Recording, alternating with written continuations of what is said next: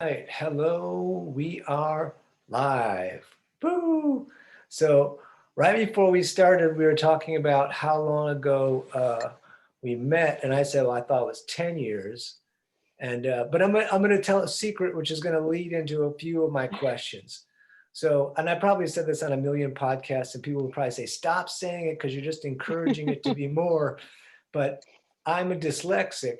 So anytime I have to type "You're living your dream, don't miss it," I Google your blog, The Healthy Crush, and I copy and paste it. And I don't even have to go to the blog. It's in the Google search, and I copy and paste it to make sure that I got it right, and then post it off of that.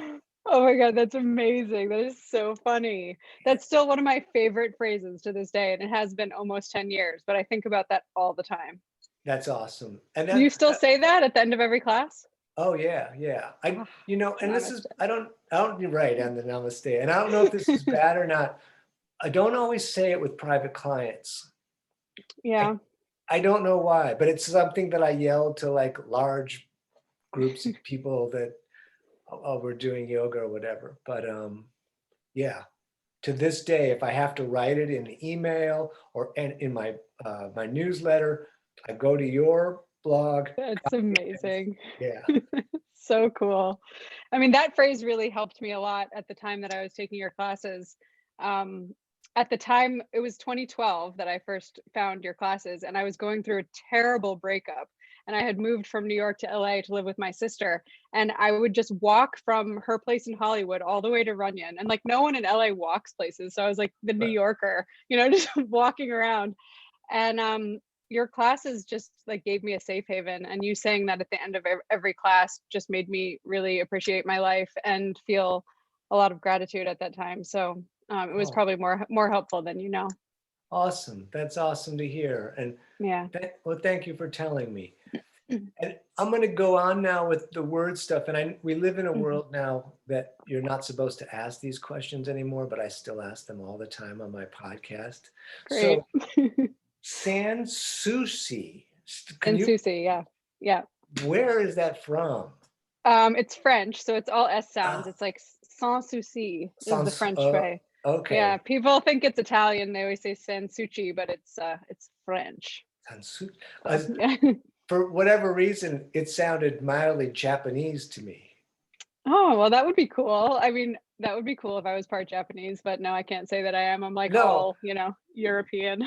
right. I knew that wasn't the case, but like just the sound of it was like Yeah. very Well, much. totally. And it's actually French for without worries. So that's pretty cool. Yeah, And I try to live by that, but of course it's not always possible. right. Uh-huh. Without worries. That's, Yeah. well, my name is German. I think Germans are great worriers, probably. Um, German's what? a great worriers. Mm. They must be, because it's in my DNA. Mm. Um, so, and then I looked up another word, and I actually, your book made me an apothecary. Yes.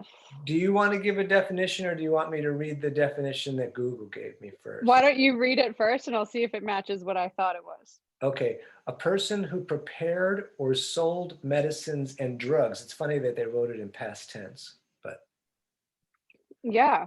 When I think of apothecary, I think of the actual kind of establishment that would sell the herbs, and I think of little tinctures and potions, and I kind of have this idea in my head of little shelves of all kinds of different remedies from the days of yore, the olden days. Yeah. right. Well, it's funny So it's that, like getting back to the roots of where medicine actually came from, right? Which is plants. And so I like the word apothecary because it kind of takes you back and gets you back connected to the earth, and a lot of medicines come from the earth, and I wanted to kind of emulate that feeling. yeah, absolutely. And I think that we've gotten away from that because I don't, it said something here about drugs, and you think of drugs and you think of drugs in like a kind of couple different ways. You think of drugs as pharmaceuticals, and then drugs that are labeled as drugs that are like this thing that are illegal or used to be Mm, illegal. And then, but you don't like think of like ginger as a drug. Right. Although if you take certain drugs, you can't take ginger because it actually has possibly stronger. You got thoughts on that? Well, I mean, there's a lot of different herbs and mushrooms and natural remedies that do have interactions with pharmaceuticals. So, not everything natural is going to be good for everybody, right? So, actually, Memorial Sloan Kettering Cancer Center has this really awesome place on their website where you can search any herb, any supplement, any mushroom, anything that you're taking, and it'll give you a list of the drug interactions, and it has, links to studies and research and stuff. So that's one thing I always tell people off the bat with my work, because I'm not a doctor, so I'm not really making like personalized medical recommendations. But if you are wondering, does reishi mushroom interact with my blood thinners or whatever, then you can go to Memorial Sloan Kettering website and just type it into the search box, and it'll give you a whole list, which I think is pretty cool. Yeah, that's great. Because I listened to you on the Gabby Reese podcast, and you said Mm. the same thing. Love her. She's the Yeah, best. yeah, that was great. So, how long Yeah. now has your book been out? Which the title of the book is? The title of the book is The Rebel's Apothecary, a practical guide to the healing magic of cannabis, CBD, and mushrooms. And it's been out since last May, which was May 2020, which was a really interesting time for a book to come out, because it was like right at the beginning of COVID. We'd had like 2 months of COVID by then. And at the point when it came out, I had all these events planned. I was going to do a big book launch party in New York City, and I was planning to travel around and go on different podcasts and come to LA and do some podcasts. And then all of a sudden, it was just like everything came to a screeching halt. Of course, like I couldn't record my audiobook. I was supposed to record like the first week of April here at a publishing house in New York. And they were like, sorry, unless you have a really professional home studio with padded walls and all of this, we have to have a professional narrator do it. So a ton of stuff changed because of just the times. And some of my other friends that have had books come out over the past year, it's just been very different than we thought it would be. So I'm kind of, now that it's a new year and we've kind of been in this COVID situation for so long, I'm readjusting and kind of getting over the initial, I guess, disorientation, of life changing so much. And I'm realizing, all right, I need to just kind of roll with this and sort of relaunch. I'm not really doing like a big relaunch, but I'm now just pouring some more love into it, where last year it kind of felt like just a lot of up and down. Yeah. One of my last podcasts last year was the day before, and I had 2 people come that day, and that was like, boom, last day. And after You were that, doing it in person? yeah, I did it in my apartment. Oh, that would have been fun. Yeah, I did a couple using FaceTime, and but yeah, I just would have 2 people sitting on my rug with Yep, phones. Yeah, it was great. Maybe in the that's future fun. when we Yeah. get back to normal. But I know, after, where we're like, yes, we can hang out in person again. right, right. Yeah.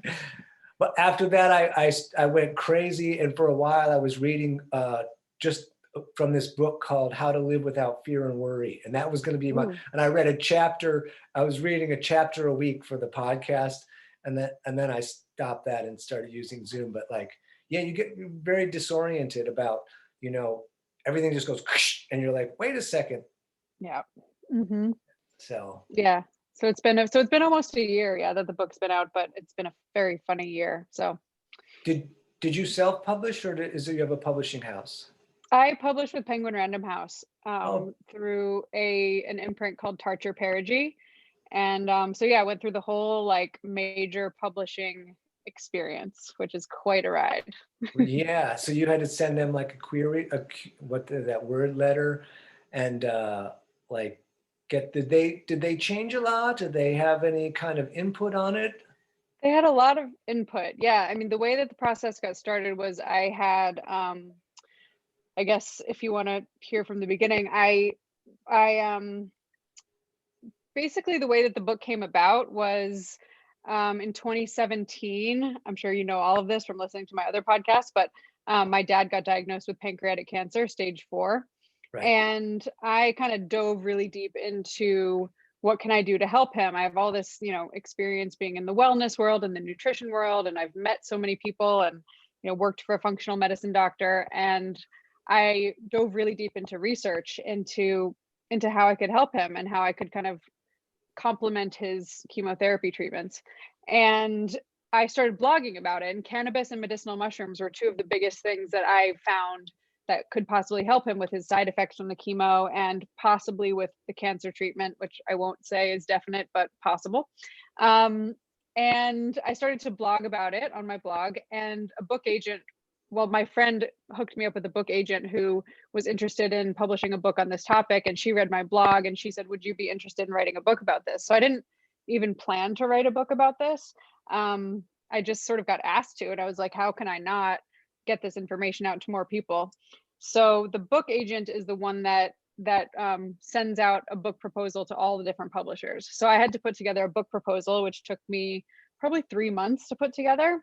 It's like a 70-page document with everything that's going to be in the book and who it's going to be for, and just sample chapters and tons of stuff.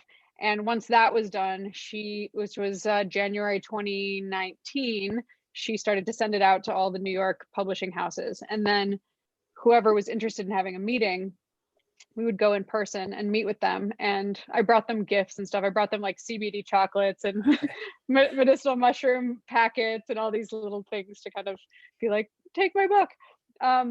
So then you meet with all the publishers, and at the end of the day, a bunch of people, if you're lucky, will put a bid on the book, and then you choose who you feel like you resonate the most with. And Tarcher Perigee, the meeting that I had with them, the reason I went with them is they seemed to get it. Like, they really understood what I was trying to do. And the people that were in that meeting were really, wonderful and warm and friendly. And I just liked them.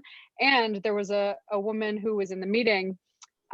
We had gone around the table saying, who are you? Why are you here? And I asked her, what's your role on the team? And she said, I actually am not going to even be working on this book, but my mom has cancer, so I just wanted to sit in on the meeting. And I was like, oh, wow.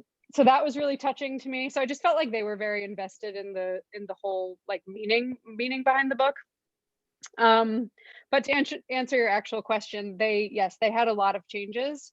The editing process was very rigorous, and there was many rounds of edits. So I sent in my first draft. It was a 6-month deadline. And once I sent in the first draft, they would, the editor there would edit, and a lot of stuff got taken out and then send it back to me. And then there's this back and forth for probably September, October, November, December, January, for 5 more months, probably a back and forth of changing things and editing. And then you finally send in the final version, which is a scary day, but yeah.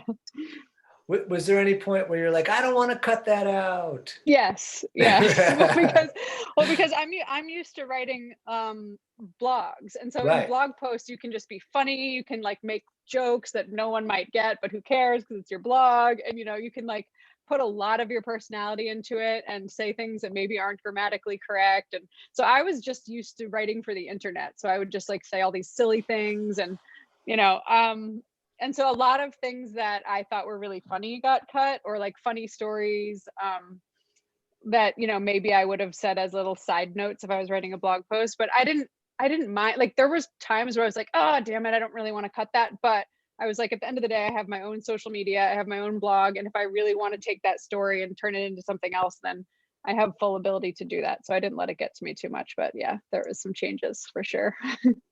And you'd been doing the blog for quite a while, and I'm always interested in, so when you did the book, which was kind of inspired by working with your father or beginning that, but how do you get your blog ideas, or like this thing comes to your life where you're obviously doing the fitness thing, and you say, and the health, and you wanted to help your father, but do you feel like you get moments of divine inspiration, or yeah? Yes, that's a great question. Yes.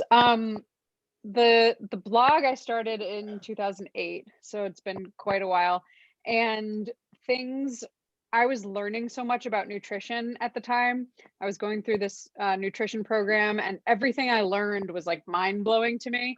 And the way that creativity kind of happens for me, usually, I will say it did not happen like this as much during the book process, because that was very deadline oriented, and I had to write about certain topics at a certain time. So it was a little different writing the book, but with blogging and with social media, it always feels like I'm getting downloads. Like I'm all of a sudden like, oh, maybe I'm in a space of feeling excited and inspired, and or just like a high energy type of day, and I'll sentences will start to write themselves in my head. So I'm like, oh my God, I have to sit down and do something with this. And so sometimes it's like a quick Instagram post, but sometimes it's like full ideas are starting to flesh themselves out. And that's kind of, I have no choice usually but to sit down and just kind of flesh them out. And a lot of times I'll go back to my blog posts and I'm like, I don't even remember writing that. I know that sounds kind of weird, but it does feel like it doesn't feel like it's all coming from me. You know, it feels like some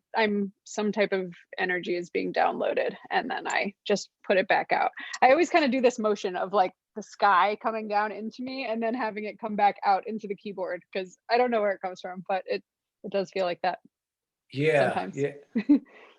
Are you in ever like a specific, it seems like to me the most creative moments are the most inconvenient for writing them down. Yes.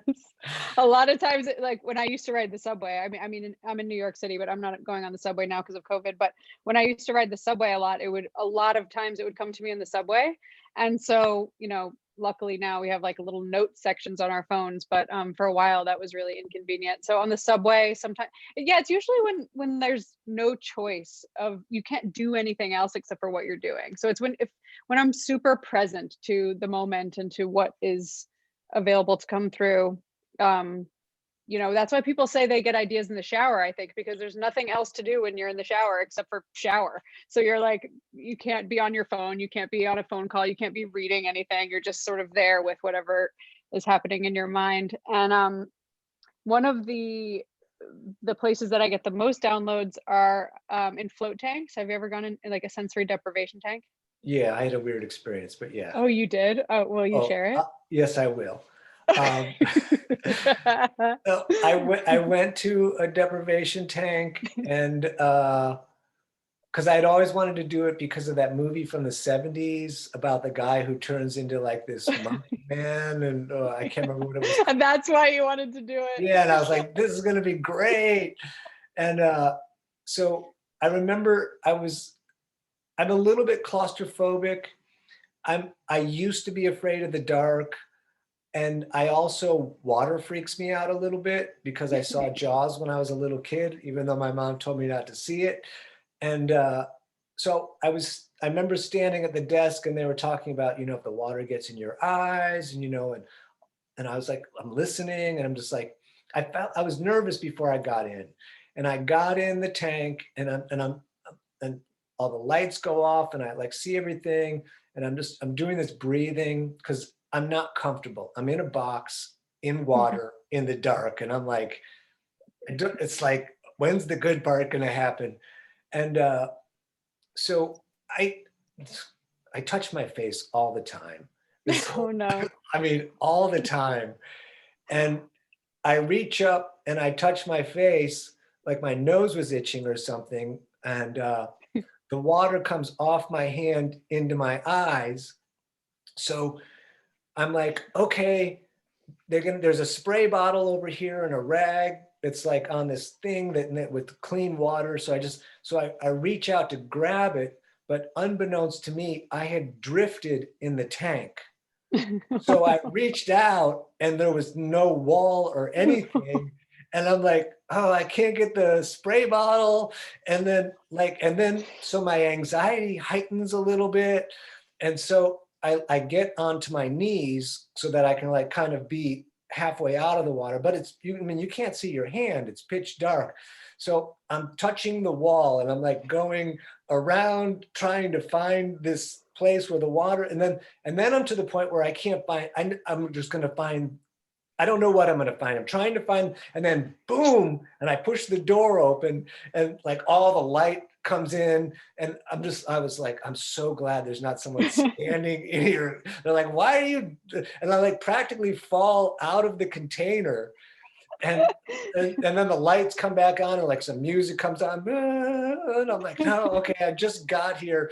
And then I was able to find the water bottle, and then I stayed there the rest of the time with the light on, wondering if they were going to say something to me when I left about my weird experience. So that was, yeah.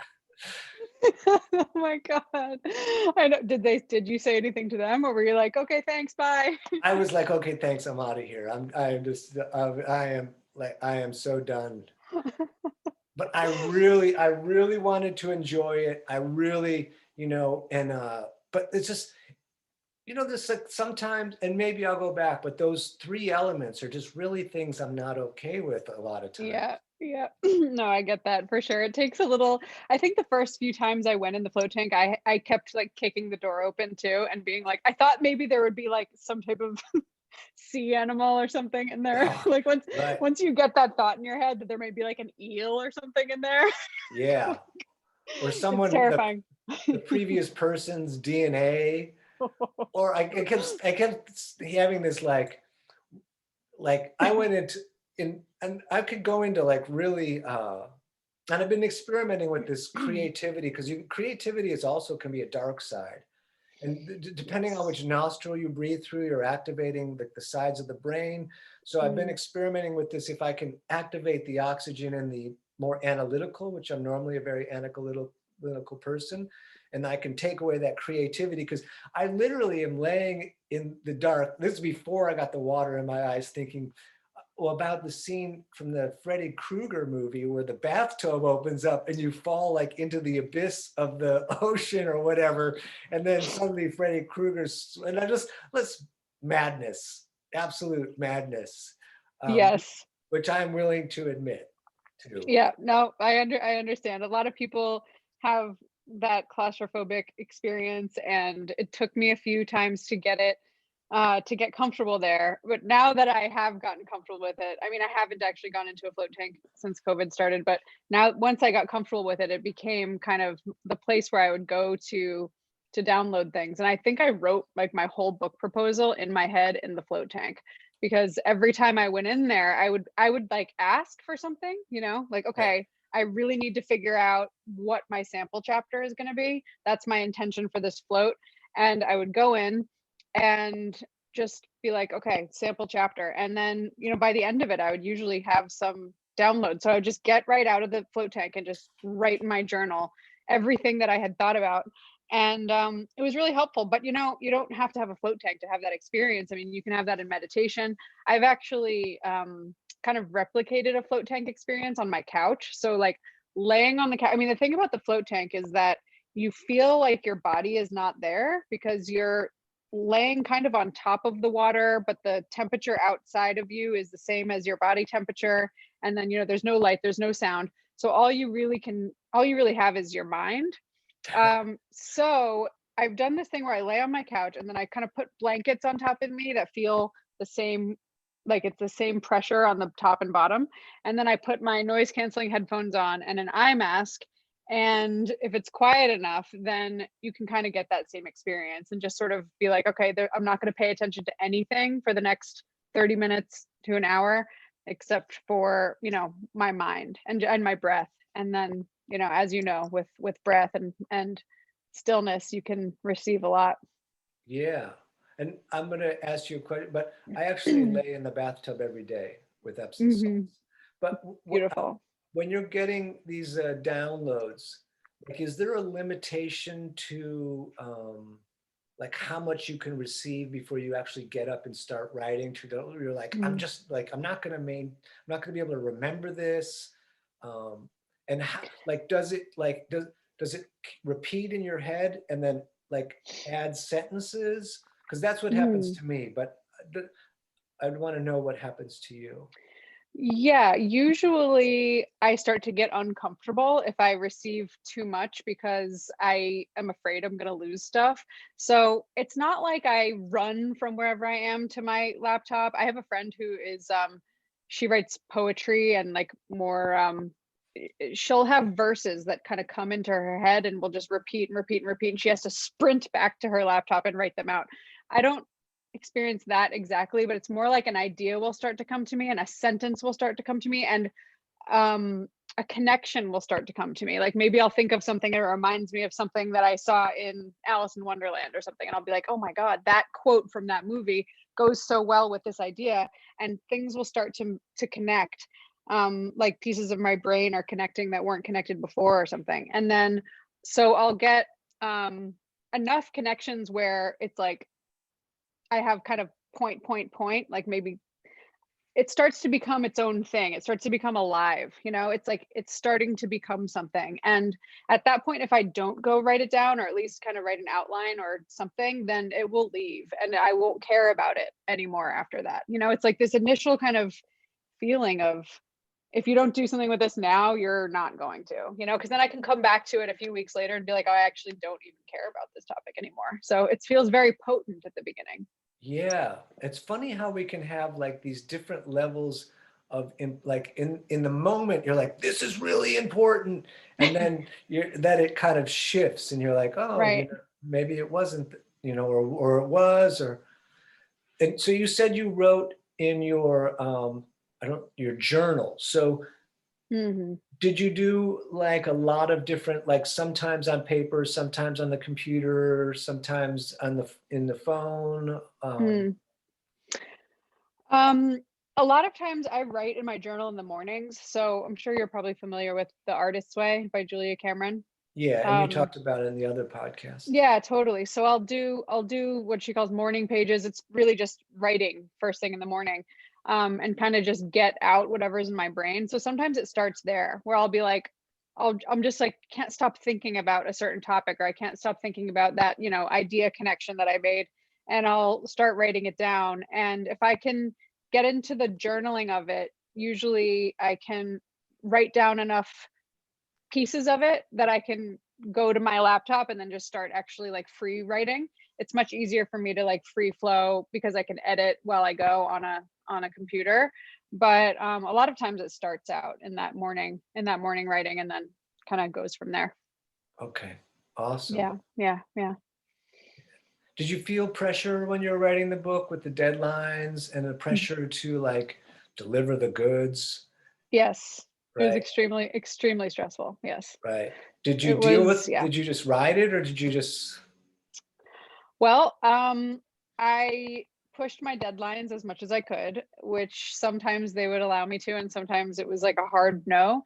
And I would really be stressed out when it was a no. You know, if I knew that if I took 3 more days, that it would be exactly how I wanted. Sometimes I didn't have that. So there's certain parts of the book, just certain energy to the book overall, where if I had had a little bit more time, I would have really massaged it and you know gone in there. I love editing, so I would have gone in there and just sort of like edit. I would have edited the whole book like 4 more times just because I would have wanted to. But yeah, the deadlines were pretty stressful for me. I was able to, I mean, sometimes during the deadlines I was working 16 hours a day and not even getting up. Like sometimes I would just take a walk around the block, maybe make food, and then that was it. And those times where your brain is not meant to work that many hours at once. So by the end of those evenings, when I would finally send them another draft, I was just totally shot.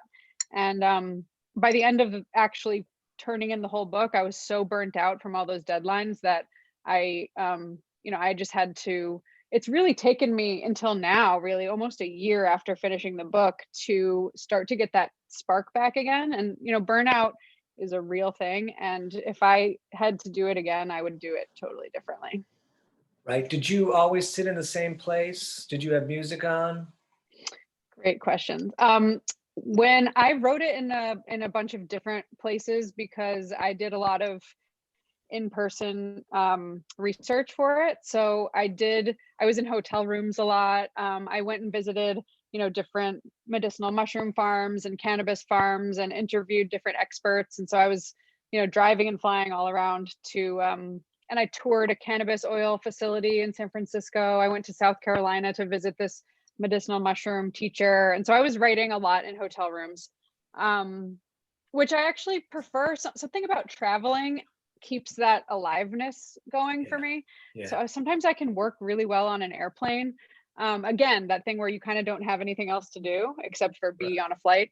Um, I can write really well on a flight. I can write really well in a hotel room because there's nothing else for me to do. If I don't know anyone in the city that I'm in, then I'm just in my hotel working. That's helpful for me. And it's like not having the normal home things like laundry and washing dishes and like all the things you'd normally do at your own house. When you're in a hotel, you have none of that. So it's like, all right, I just can write. So that's that has been good for me. And trains, I'd write on trains sometimes. Um, at my own place, I have like a kitchen table that I would write at a lot, and I had to get this little pillow to sit on because it was just like I got so cramped just sitting in the same position for so long. But oh Yeah. yeah, yeah, Sitting is yeah. murder. Yeah. Uh-huh. Anytime I read the bus, I hear poetry.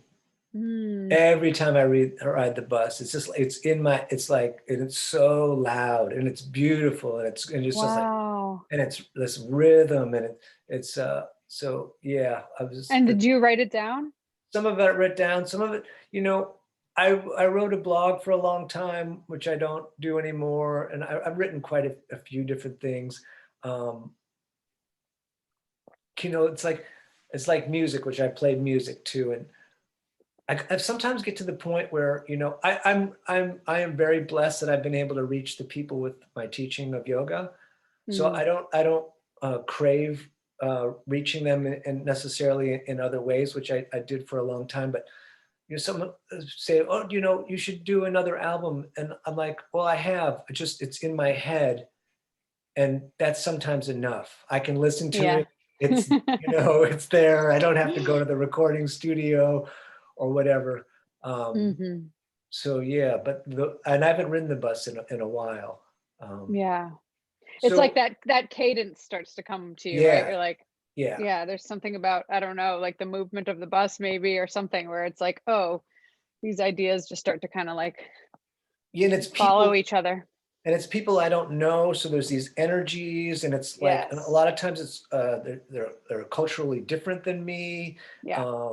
and that's powerful because it's like eating some food you never ate before, Yeah. and it always a lot of times it's very has the rhythm of Charles Bukowski to it, who lived a couple blocks away from me. He's a LA writer.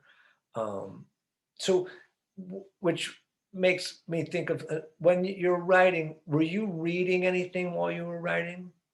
Mm.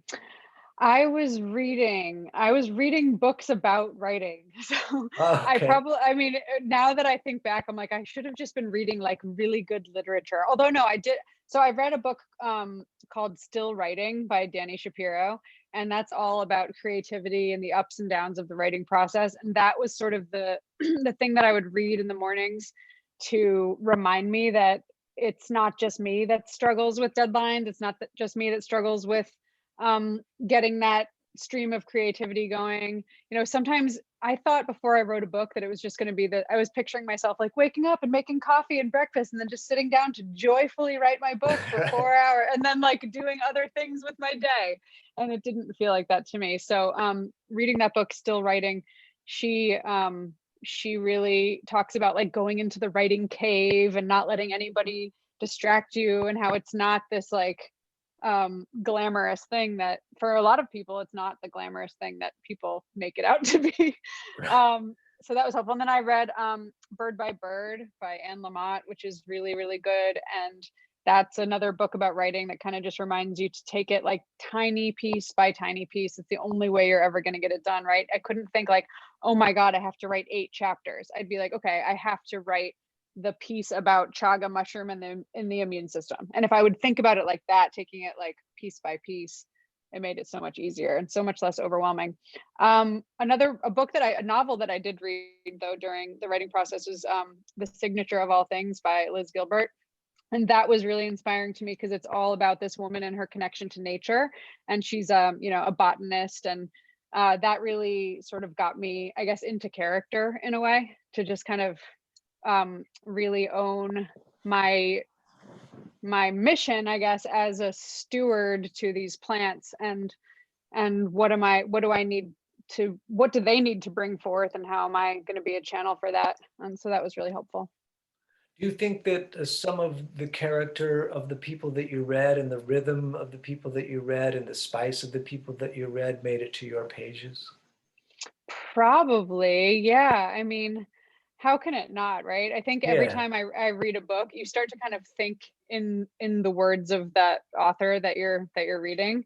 So, yeah, I mean, Anne Lamott in particular, when I was reading Bird by Bird, she's so funny and she kind of has like this dark humor and like really sarcastic humor. So that would really help me lighten up a little bit because I was taking it so seriously and taking myself so seriously, and everything just felt so serious, and the deadlines, and it's like, okay, just lighten up a little bit. You know, this is it would help me to kind of laugh at the difficulties that I was going through. So yeah, that was helpful. right. Did you write any of it high? Oh my God, no. I actually I don't get high, which is hilarious because I wrote a book about cannabis, but I I quit drinking and using any other mind altering drugs in 2007.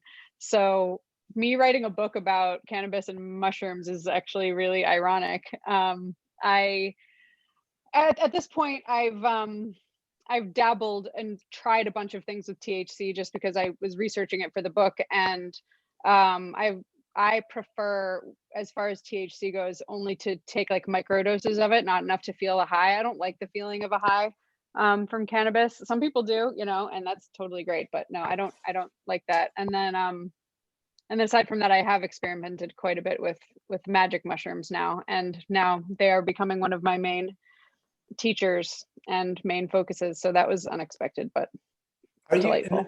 and when I first, the title of the book, and I thought, oh, okay, this is going to be about weed and magic mushrooms. You know, that's where my mind goes immediately. Mhm. Weed and Mhm. magic mushrooms, that's it, that'll be it. And then Mhm. I found out that it kind of really wasn't about that. But are you doing microdosing? You're doing full dosing of the mushrooms? Both throughout the book writing process, I was microdosing a lot, and I hadn't actually done like a big journey. I mean, in college, I had tried it a few times, but that's totally different than, at least my experience with it was totally different than actually using it therapeutically. So the microdosing, yes, I was doing all throughout the book process because I was basically quarantined for the entire, before quarantining was even a thing. I was quarantined just writing this book. So yeah, I microdosed quite a bit after reading Michael Pollan's book, How to Change Your Mind. Um, and then it was not until after the book was done and came out that I started to experiment with, because I did so much research about psilocybin mushrooms and what's going on in the clinical trials. Um, I started to get inspired to copy the exact therapeutic method that they're using with people and see what that was like. So once I had done enough research into it and I had watched enough videos and read enough studies and saw what all the doctors were doing, I was like, all right, I can replicate this exactly with the music that they use, with the eye shades, with the therapeutic setting, and go into these deeper journeys, which I don't recommend people just go try that by themselves, but I felt prepared enough to do that. And so I've been doing these therapeutic journeys now for a lot of this quarantine year. So I've done quite a few at this point. Yeah. Right. Have you read Fruit of the Gods, Terrence McKenna? I have it on my Audible, but I haven't. I've maybe read the intro, but yeah, I need to get Uh, back into it. Yeah. I think I've read it twice and understand it differently each time. Ooh, okay. So I think I may read it again. But he has a phrase called the hero's dose, Yeah, which 5 grams. Five in grams. in the dark. Yeah, yeah. Are you getting close to that? I've done my highest one so far has been 3.5, and five is the hero's journey. So I'm working up to it. How is your physical reaction to those mushrooms? Because I have a very specific reaction, and I can only microdose. I don't like the other, but please, You can only macro dose, you said? Or micro. micro? Yeah, Micro, okay. yeah. Physical reaction as far as like during it or afterwards or all? Both, both. Okay. Yeah. Well, it's really funny. It's physically so uncomfortable for me for the first hour. So on like a 3 gram journey, let's say, the first hour I can't get comfortable. I'm sweating. My hands and feet are sweating. I'm freezing and I'm like, and my stomach hurts. And like, there's all these things. It's not intolerable, but there's this feeling I have for the first hour that's like, are you ever going to be able to relax? Or is just this going to be just like a waste of mushrooms? Because it's super uncomfortable for me at first. And yeah, it's really hard for me to get comfortable. I'm kind of like scrunching up into a ball and then like spreading out. And it feels, yeah, it's weird. But then about an hour in, as long as I can put my eye shades on and I put the music in, I listen to this playlist called Music for Mushrooms by East Forest. It's so beautiful and it's 5 hours long and they made it specifically for mushroom journeys. Oh, And wow. I actually tried to listen to the Johns Hopkins playlist that they use for their depression studies, but there was too many voices and stuff in it. And so I went to this East Forest playlist, which is, I recommend to anybody that wants to go on a therapeutic journey to use this playlist because it is so beautiful. So once I can dip into that and just surrender, I really have to surrender. It's so hard for me to surrender. I want to hold on to control of everything. And so I can feel myself not wanting to let go of like the physical reality. And I'm, for some reason, just trying so hard to stay like looking at everything in the room. And if I can really surrender, that all the physical stuff goes away. And then for the next 4 hours or so, it's great. It's all relaxing. But yeah, the first hour is weird. And then afterwards, when I start to come out of it, I kind of like start to feel normal right away. The next day, sometimes I'll have a really pounding headache, but if I drink water with electrolytes and like go for a run or a walk, then that usually goes away. But yeah. And you said surrender, you meant mentally. Yes, yes. I Okay. mean, yeah, everything. Kind of like when you're yeah, it's sort of like in the float tank, which Yeah. where you just have to be like, this is what I'm doing, okay? Like stop trying to find the door, stop trying to like do something else, just lay there. But yeah, mentally surrender, being like, okay, this is, I'm just gonna, there's this sort of, you can either, what I've realized is it feels like you're going into another realm. So you can either try to force yourself to stay in this realm and Right. force yourself to like see everything in the room and stay in your own apartment. And or when I say surrender, it's like you can put the eye shades on and you're sort of like going into this darkness, which then becomes the journey. But you have to surrender, you have to let yourself do that. It's kind of like falling asleep, you know, when you're in between being awake and asleep, it's like surrender to the sleep and then the journey will unfold. Yep.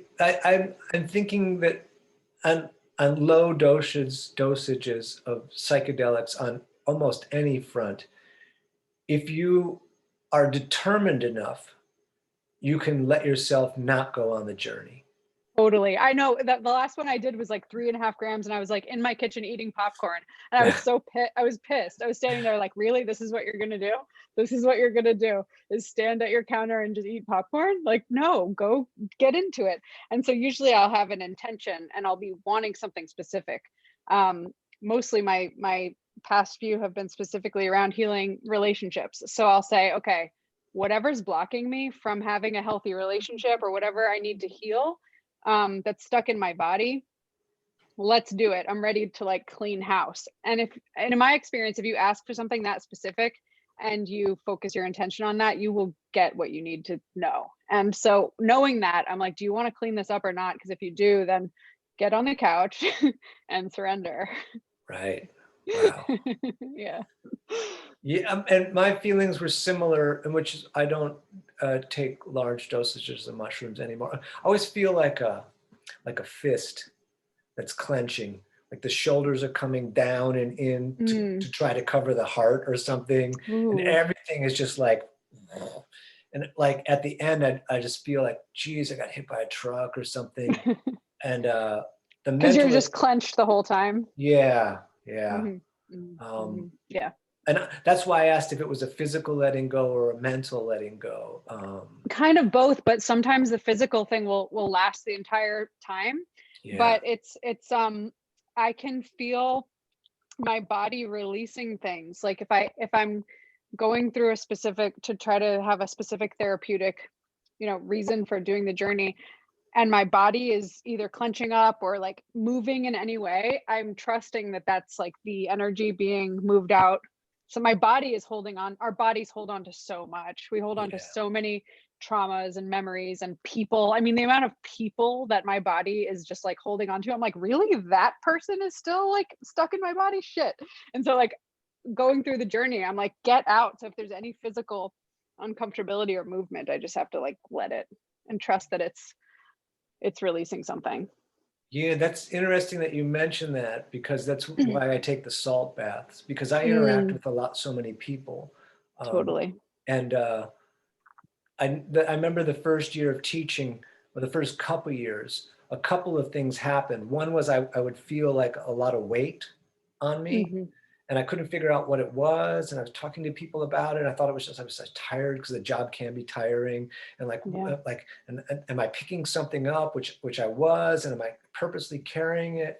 Um, and then there was this thing where, like, I remember looking at people, and they would come up to me, and I would talk to them. And because of where I am in the center of Hollywood, it's a very transient community.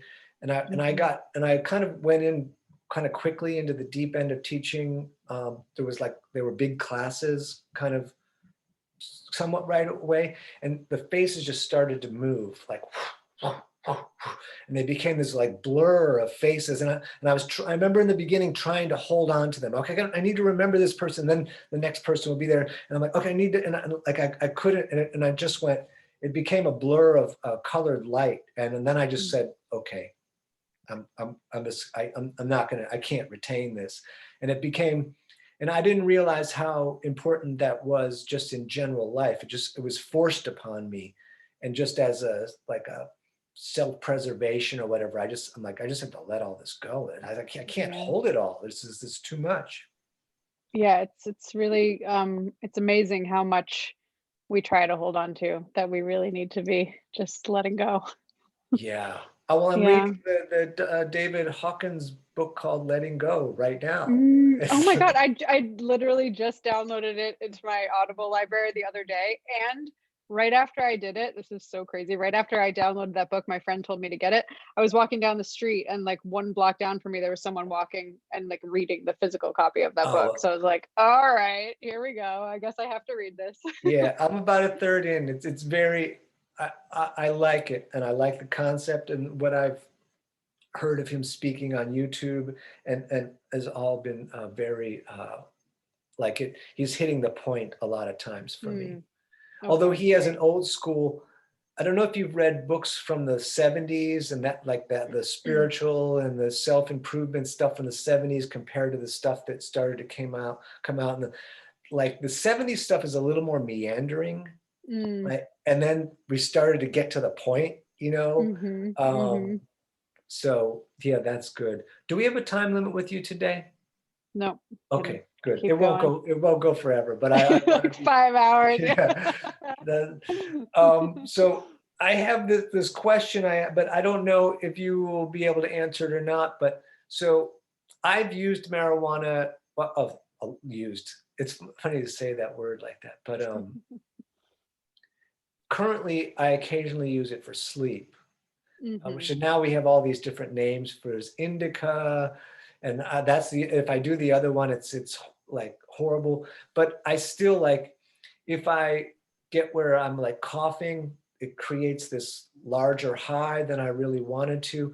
And Mm. this is my neurotic episode, because I'm admitting to all these, the tank, and Love it. it's the same thing.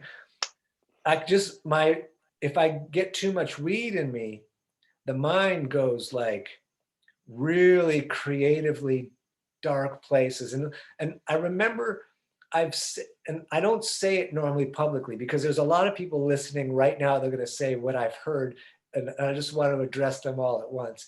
When people say, oh, well, if you're paranoid, that's because you're really paranoid inside. And I'm like, great, not useful, but thank you very much.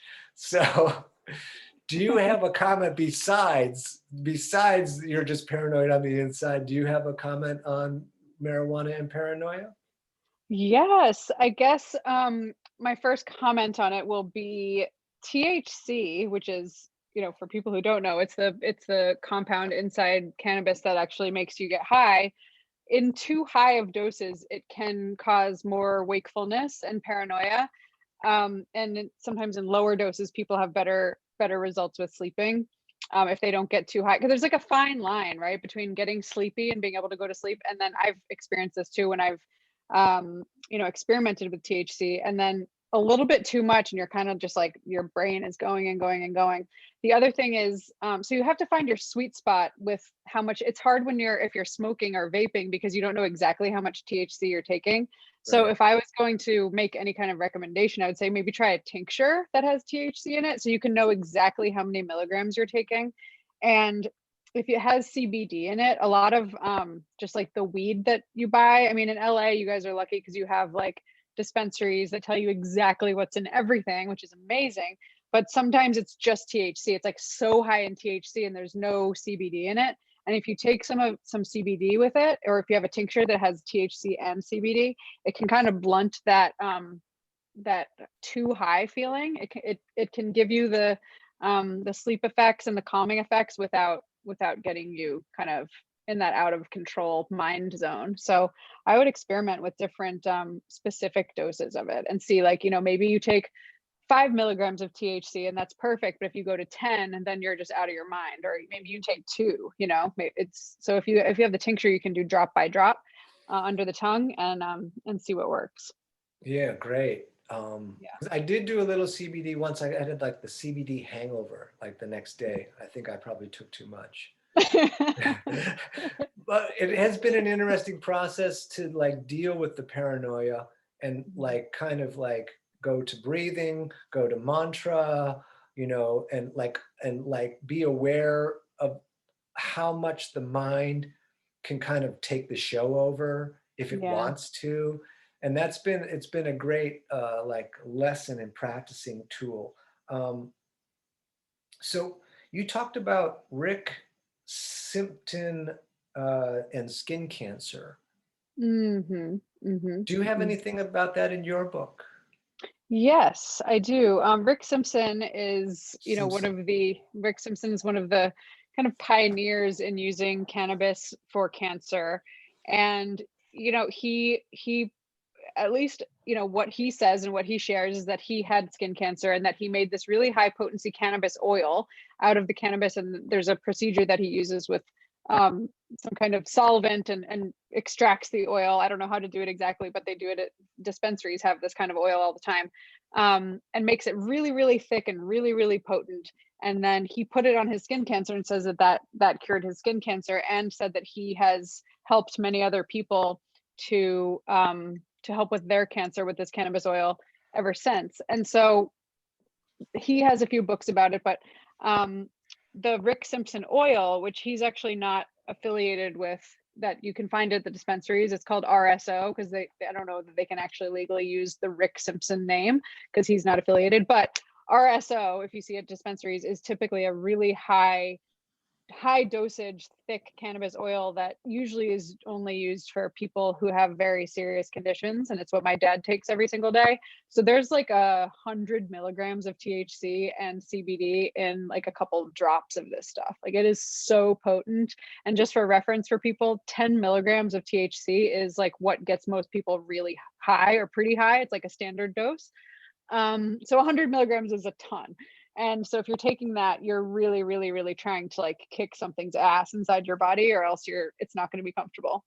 But that's one of the main oils that people use for cancer. In fact, there's a documentary called Weed the People, and that's all about this cannabis oil and children with cancer and the results that they've had with that too. So there's a lot of good stuff.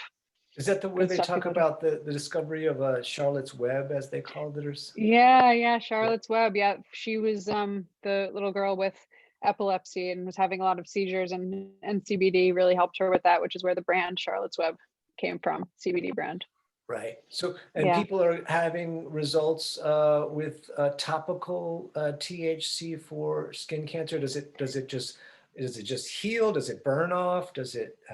Yeah, I mean, according to Rick Simpson, I don't have any personal experience with this, but according to Rick Simpson, it just like it doesn't burn off. It just heals up. It's like you have a skin cancer, and then you're putting this THC oil on it for, I don't know exactly how much time people use it for, but at least according to him, it clears up. It's So, funny. I can't guarantee anything, obviously, but that is definitely his experience. I had a thing on my nose, and I was going to go to a plastic surgeon to have him cut it off, which was it was like a pre-cancer or something, but he couldn't schedule me for like forever. So I Mm. scheduled it. I don't know if it was like a month off or longer. And someone on Facebook had said, "Oh well, I just used this balm of apple cider vinegar. I had the same thing, and it just went away." So I'm like, "Well, I have all this time. I'm just going to start." And then I said, "What do you mean balm?"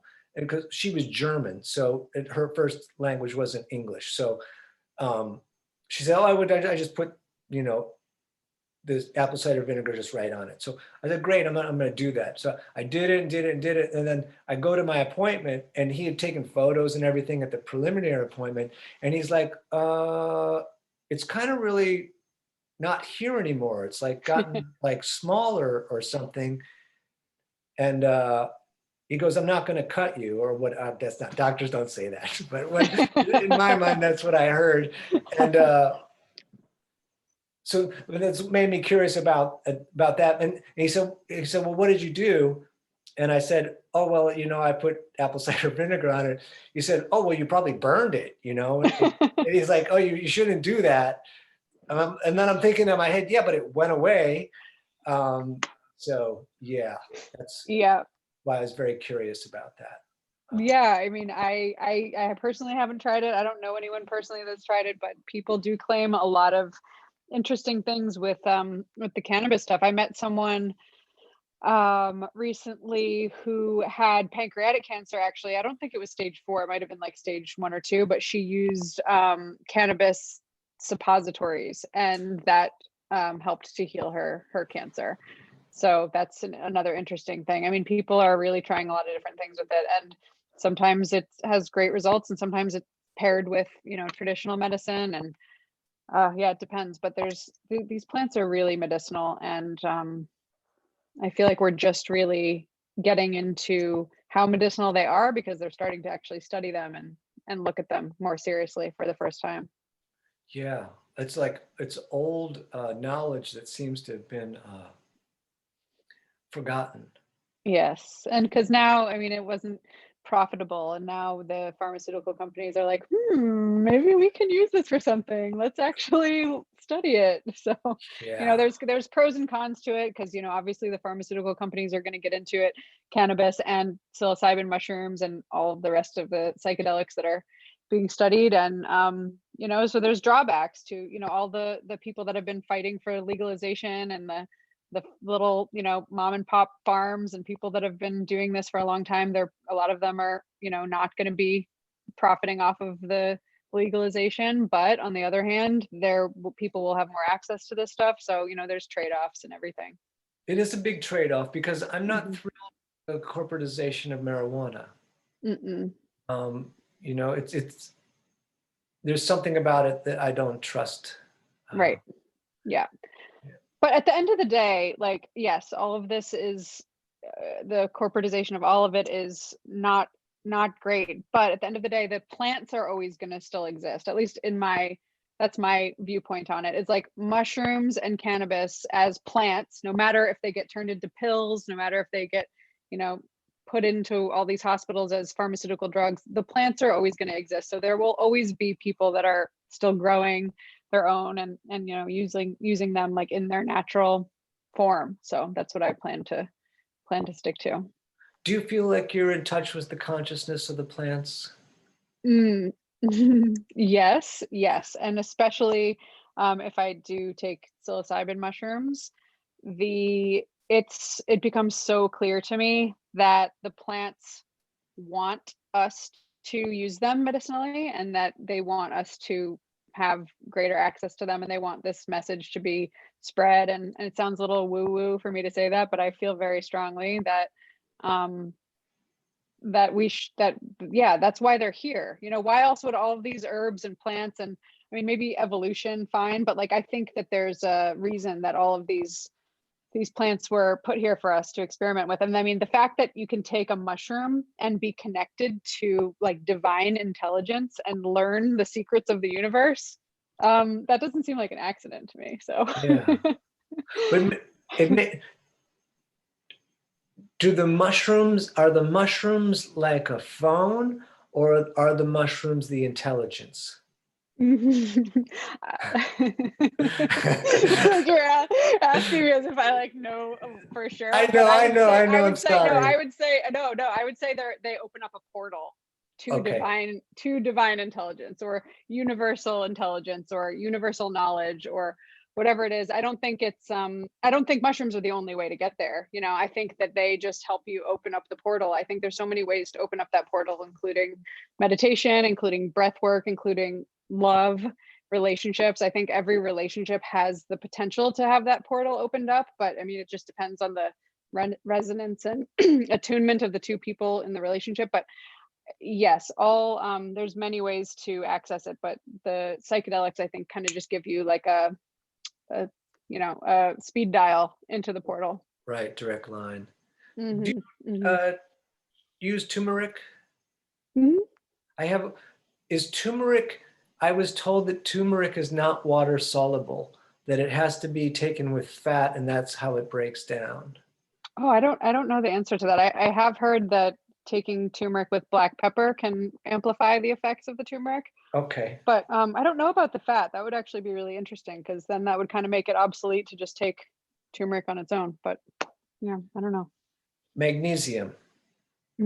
Yeah. What about it? I take magnesium every night actually to help me.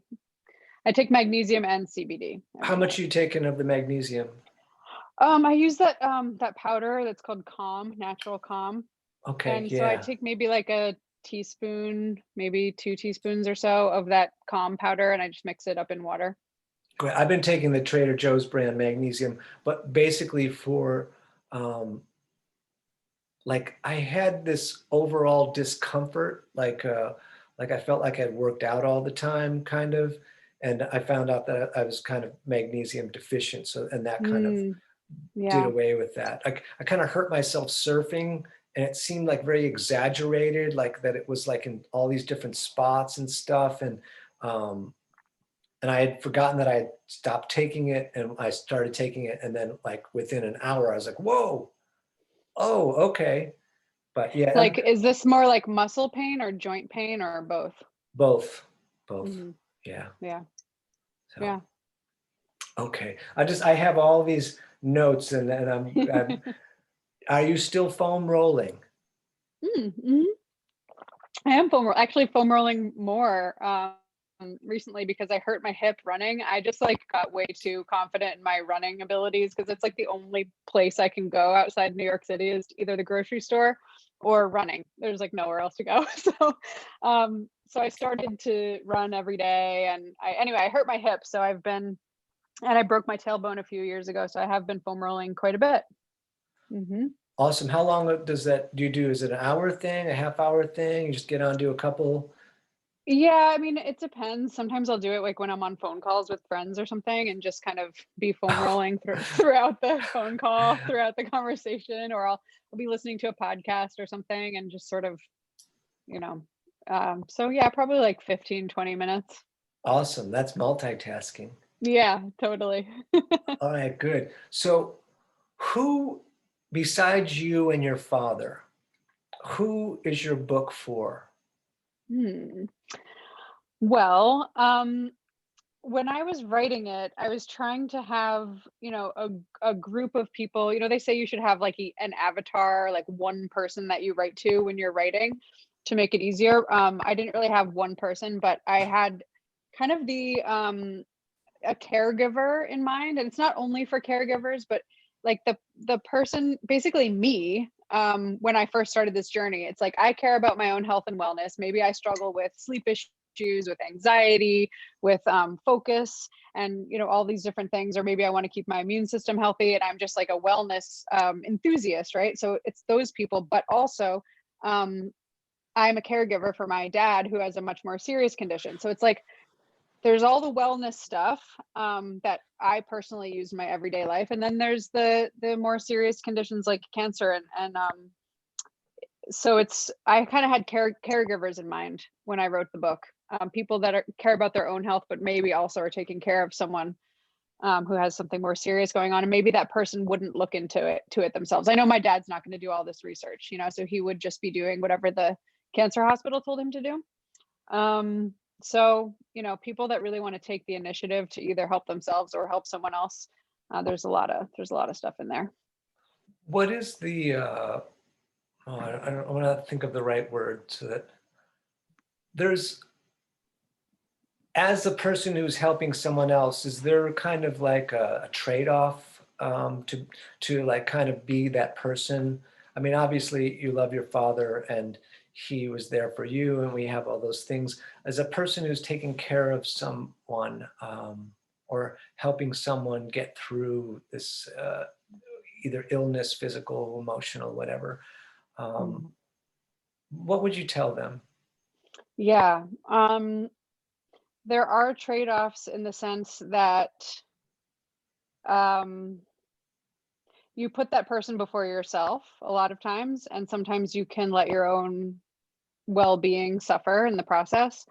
So I know that I had to take extra good care of myself, and I had to remind myself that taking care of me would help me take care of my dad better. And that Right. if I was exhausted and burnt out and spending all my time focusing on his stuff and not thinking about my own stuff, like that's actually going to be detrimental to the process as a whole. But it's hard sometimes, like when you have someone that's really suffering, that really needs a lot of help and attention, it's really hard to remember yourself. And so it is challenging to, keep your other relationships nurtured and to keep your relationship with yourself nurtured and to remember like who you are except for besides being a caregiver to this person. So I would say like don't let your own self-care slide, and it's tempting to do that because you want to put all your energy into this, but it's going to be better for everybody if you keep some sense of groundedness and individuality throughout the process. And so I would start to say, okay, I need to, every little bit of help that I give my dad, I need to give something to myself too. So if I'm going to make him a smoothie, make myself a smoothie too. Don't just make his smoothie and then ignore myself, like just Right. do do a little bit here and a little bit there, but just try to kind of maintain a balance. And of course, like with your mental health too, because it can be stressful and anxiety producing. So to just make sure you stay connected to the things that really fill you up, and the relationships and the practices that that make you feel like, yeah, grounded in yourself, because it can be easy to let that stuff slide. Yeah, I just have only, I think, one more question though before we Hmm. do a little sign out about, Hmm. I've been doing a lot of thinking about the state of my mentalness or my mental health. And Hmm. I've been trying to watch myself from a distance, more in a retrospect, but also being aware when I'm there. Um, we, uh, as I guess animals with consciousness, can get into these moments where it seems like we're in the fog of the thoughts that are in our head that are either strange or dark or uncomfortable or something we're dealing with. And it becomes this all encompassing, full body, um, jumping into the pool of this not positive thing that is like as if we're in a cloud of smoke that we're kind of ingesting and we're possessed. Hmm. Hmm. Hmm. So I'm just, do you have a thought on that? um yes, I do. Well, I don't know exactly what kind of thought on that you're looking for, but I have experienced it kind of as feeling like I'm drowning in a black lava pit. Like what you're Right. saying about like feeling like you're becoming this like dark black smoke. I've experienced it with this feeling like I'm sinking in this lava and I can't get out of it. So one of the things that I've learned to do in therapy is, um, my therapist calls it like resourcing, like finding, like connecting to resources that can take you out of that. Um, so sometimes it's really helpful to have someone like a therapist to guide you through that, but to start to think about like your safe spaces and like where's a place in the world where you feel completely at ease and light and safe. It could be imagined or real. Maybe Runyon Canyon is one for you. Right. For me, it's like this image of a forest and the light shining through the trees and these like dirt paths that I walk on and trails. And so to kind of imagine yourself in that space and fill yourself with the energy of what it feels like to be in that space. Or is there a person or archetype in your life or guardian angel or spiritual connection that you have that when you think about them and kind of call that energy in, can they give you a message? Can there be some type of encouragement that you think that person might say, or message that you sort of intuitively get, that can at least bring you enough out of that lava pit or a cloud of black smoke to just take any kind of step towards something else besides becoming completely drowned.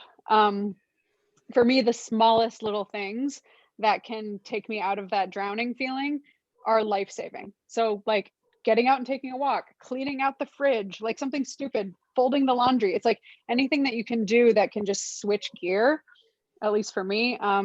Yeah, those little things, finding those things and having them as like a toolbox, where you're like, okay, I know this works, I know this works, I know this works, or someone that you can call, somewhere you can go, visualizations. I mean, anything that you can do to just peek your head out from that little pit, is Yeah, can be a big deal. and I've talked about this on a few episodes, so like it comes up a lot, and it's and again why and something you said made me think about that. Um, I think one of the important things is to try and get to those little life wraps, which like Kamala was on one of the podcasts. I don't know if you ever took her yoga class at Runyon, but she talked Mm, about going and doing Wim Hof breath if she can catch mm, herself, mhm. like before you get all the way in the door and I know. you're just like in, but yeah, to have those little tools around before you become, you know, possessed by this moment that after the fact you're like, how did I let that happen? I Which is know. I like, know. which is My sister and I talk about it a lot, and she's like, as long as you're not laying down, you're okay. So if you're laying down, continuing to lay down is not going to help. Like, so like okay. if you're laying in your bed or on your couch like fretting about something, and like for me, I go under a blanket a lot and I'm just like hiding under a blanket and crying, and I'm like, oh my god, like how Right. do I get, and so I'll call my sister and she's like, maybe get up. That's probably like the first thing you need to do. Second thing is usually go outside. So if I can Right. get myself near any kind of nature, that will be a huge, huge change. So And you staying say, laid down does not help. and you say you called your sister, which is an interesting thing, because like, and this is where a lot of times I've noticed that when you tell someone else, then you're like, oh my God, I sound like a crazy person, right? Yes. But like once you tell them, it like almost is over a little bit. Like it's like Right. this thing that needs to let's like be throw that out the window so I can, and then it's done. Hmm. Yeah. Yeah, Yeah. Telling anybody, like finding one person that you feel safe, being like, all right, I'm in a really dark place. And that's hard because usually when you're in that dark of a place, you don't want to bother anybody or burden anybody or be the person that's always going through something. And, everyone has to right. drop everything to just come help you. I hate being that person, but like the people that love you want to be that person. And I know that the people in my life that go through hard times, if they call me and they're like, I'm, sitting in my bathtub crying right now, I'm not like, oh, what a burden. I'm like, okay, great. Let's Yeah. let's talk through it. And like I love doing that, and just remember that the people that care about you are happy to do this. That's like why we have relationships, right? That's like what creates deep intimacy with people, is to be able to share those things. And um so I think that's important to remember, and it's hard to remember when you're in the pit, but yeah, just making a phone call can be everything. Yeah, you get better at it over time. And Hmm. for me, I learned about that in 12 step, and people talk Mm. about like Hmm. sharing the burden. Um, Yes. and then it diffuses it, and then we have our people that we can reach out to, and they reach out to us, and then just like you can get rid of the trash or whatever. Yeah, well, that's the thing with 12-step programs. It's like you have to call your sponsor every single day. So you have to like really get into you have to build the muscle of being okay calling someone every day and probably interrupting their work day or whatever the hell else they're doing. And they have to answer pretty much. Right. And you're like, hey, sorry to interrupt your like important business meeting, but I feel like drinking, and like Right. you hate saying that. But you realize that people live for helping you. That's what keeps them okay. That's what keeps them sober. If they're sober, that's what keeps them taking care of their own mental health, is to be able to pay it forward to someone else. And usually the advice that people give you is what they need for themselves too. So it helps everybody. Yeah, and you said pay it forward, which is that's Hmm. the perfect analogy. So Hmm. Hmm. um, at the end of this, first you can tell me what you want to tell the world if you haven't told them already. I mean, you wrote a book and you wrote a blog, so you're probably telling the world everything you want to tell them all the time. But if you wanted to tell them anything else, you could tell them that here. And then tell us where you can find your book, if the audiobook is done yet, or if it's just still the hard copy, and your blog, which is healthycrush.com. Hmm. Goodness, what do I want to tell the world? That's like a huge question. I know. It's I guess to just like ride along the topic that we've been talking about a lot here, which is plant medicine. Right now I'm very feel very connected to the idea that if something is sparking some inspiration in you or curiosity, or you think, okay, I've tried everything for um my own mental health and I feel like there's another layer, and you feel drawn to that. A lot of people, when I talk about plant medicine of any kind, or psilocybin, or any of the, like, they're studying with MDMA right now, that's not with plant medicine but psychedelics. If you feel like there's another layer to uncover, I would follow that, and I would find a guide or a therapist that can help you through that, and like really lean into it, because it's something that a lot of people have a stigma against, with cannabis and mushrooms and all the different medicines. But I would say follow the breadcrumbs and lean into what could be the next layer of your healing. You don't have to jump in all at once or by yourself, but seek out the right people that could support you, and the doors will open. beautiful. Yeah. And you're on Amazon, of course, for your Oh yeah, book. yeah, yeah. So the book, The Rebels Apothecary, it's on Amazon. It's you can probably find it at most like local bookstores too. Definitely support your local bookstores if you can. Rebelsapothecary.com. If you go there and buy it through there, there's a couple little free downloads that I include, that you'll get like some guides on dosing and different products and stuff. You can find me on Instagram at Jenny Sansouci, and blog is healthycrush.com. I think that's probably most of it. You still doing the blog? I haven't updated the blog in quite a while, but it's there. So all the past stuff is there, but I'm getting, my creativity is now starting to like poke its head back up. Like, hey, is it safe to come out? Are you gonna Right. put me on a deadline again? Because that was traumatic. Yeah. so so I'm gonna be amping it back up, but yeah. Well, I'm glad it's there because I go there all the time to make sure I spell It's my so awesome. It's so yeah, awesome. yeah. Wait, I'm sure you talk about this in other podcasts, but can you just tell me again, like, where that phrase, "you're living the dream, don't miss it," where did that come from, and why do you say it at the end of every class? Yes, but I want to say something else then if we're gonna, Okay, because okay, okay, okay. I just want to yeah, know that. and I'll tell that story, but it's interesting, and I hope this doesn't turn anyone away. I hope it encourages them to go. But as you remove the layers, it's funny what's underneath the layers, Yes. and you may have to remove another one Oh yeah. It's like an because onion. yes, and you're like, what? I thought all I Totally. had to do was take that one off, and Yes. now there's this other one. But Yes. uh, it is for me becoming one of my more important things is to make myself better so that I'm not adding to the collective anxiety of humanity. So I want to Oh, know what so good. my part is to remove the layers and see what my part used to be, and then say, okay, and forgive myself for being in that part of it, and then see what the next level is, so that Yes. we're healing all of us.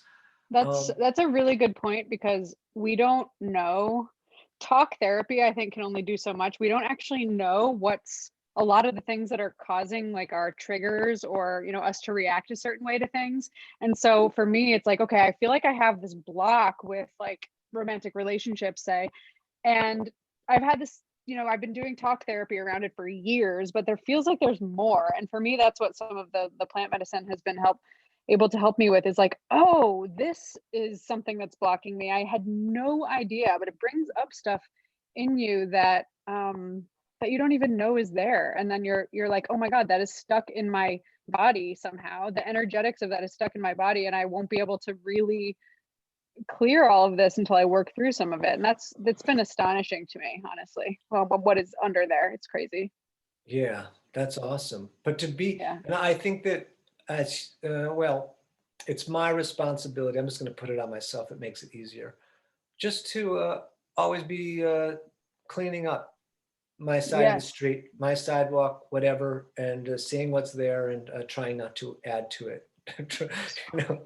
Right. I know that it's like as soon as you start to realize you can do all this cleanup, you're like I had this experience like 2 weeks ago where I was like, no, no, no, stop! You're adding more. I'm in the middle of all this cleanup. Stop adding more. And then I had to go do cleanup around that specific situation. And I'm like, oh, it's never ending. It is never ending. But there's tools to help us clean, which is exciting. Yeah, and I want to say one more thing that like takes the pressure off, because I like all of that. To me, sometimes I'm like, oh my God, there's so much to do. Humans talk a lot about being involved and being these enlightened beings, and I just want to say we're not super far down the line. We're still dealing with a lot of stuff. We've probably, and I don't mean to freak out any people, but you know, we're not that far away from being in the trees and in the forest and in the caves with a club, you know, Mm, and you know, whatever.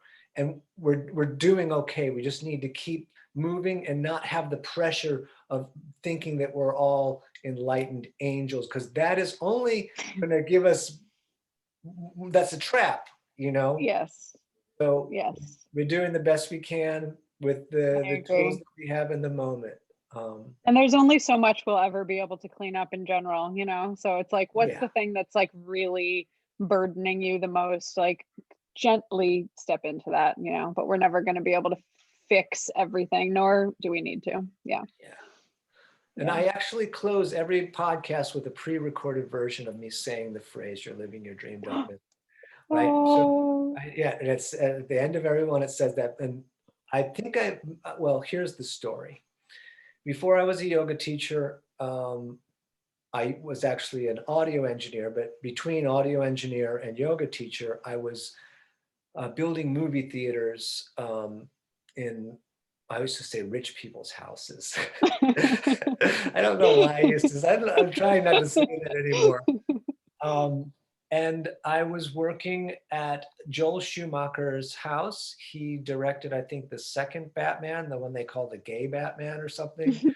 And I was in I guess it was his bedroom, and he had this large television up on top of this dresser, and like a whole like stereo system. And there was something wrong. I can't remember what was wrong. And I was adding um, these lights that when you push the remote, the light goes on and it makes the TV change the channel. And the whole system I was hooking up, but I had to like move a bunch of stuff, and I had to physically climb on top of his dresser, which had the TV up there, which I was always the guy that had to do all the weird, because I was doing yoga at the time. They're like, can you climb into the house? I'm like, yeah. Why, why am I always the guy that has to do that? So I'm always like climbing on people's stuff or under their stuff.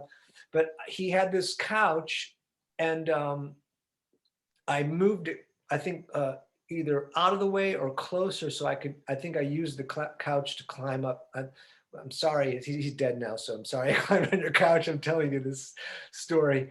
And when I moved the couch, there was several pillows, and one of the pillows fell forward, and behind that pillow was a small pillow. And I recently re-looked it up, and on that small pillow embroidered was you, I've changed it over time. I didn't know that until recently. It said, "You are living your dream, don't miss it." And I was frozen. I was like, oh my God. And I stopped and I got off the couch and I went to my toolbox and I had a Sharpie and I had literally the instructions for the thing that I was installing, the light thing. And I wrote it down on the instructions with the Sharpie and put it in my toolbox. And I sat there for a moment and I was like, what the fuck, man? And like, it just like, it was like, it was like like not like I got hit by a train, but like I jumped on a train, you know, and it was just like whoosh. And I wasn't teaching at the time, but I had that. I went home and I taped it on my wall, that actual piece, which I still have. Um, and then apparently over time, I changed it to a contraction. Instead of "you are" to "your," and then of Hmm. course I put namaste at the end, but that it happened in that moment. And I was in a very transitional place in my life. That job was transitional, and I was just in a very open transitional space. And it was like, you know, sometimes you ask for a sign. Could you just give me a sign? And and it was, I don't know that I don't know if I was asking for a sign or not, but I got one. You got it. And now it's your life motto now. It is. It is. And I say it enough that I have to be cautious that I don't, you know, diminish its quality and turn it like into Stairway to Heaven. You're like, I don't want to hear that Mhm. anymore, you know, or, Totally. you know, so I often, and I thank you for mentioning it, because often now I experience it through other people, and that gives it um, more energy for me to keep applying it to myself. Mm, So that's the story. yeah. It's a really good reminder. I think if there's any, I don't know if there's any better phrase to just like really drop you into the moment and be able to realize kind of just the impermanence of life and that this moment is all you have right now. That phrase really does that for me. And that's a huge gift. Yeah, that's awesome. Thank you. Yeah. Yeah. Well, I was thinking about my ego for a second. I was like, I wish I could tell him that it just came to me and it was mine. It wasn't someone else's on some fucking pillow, which Well, it is, did come to you. It was on like a hidden tiny little pillow. yeah. I wish, Yeah. like on some level, I wished I had it. And when he passed, I thought about, I knew his butler um, kind of well. He was a very cool dude. And I should call him and ask him if I can get that pillow. Totally. You But I definitely should do that. yeah, I didn't do it, and it's probably too late. So let me do the sign off, and then I'll stay on here for 1 second so we can say goodbye. Great. Um, Okay. but thank you everybody for tuning in, and of course subscribe, hit like, and tell your friends and share it too much on social media and all of that stuff. And thank you so much for coming along. And thank you so much, Jenny. I appreciate it. Thank you. Thank you so much for having me. This was such a fun conversation. Right on. Let me hit stop on this.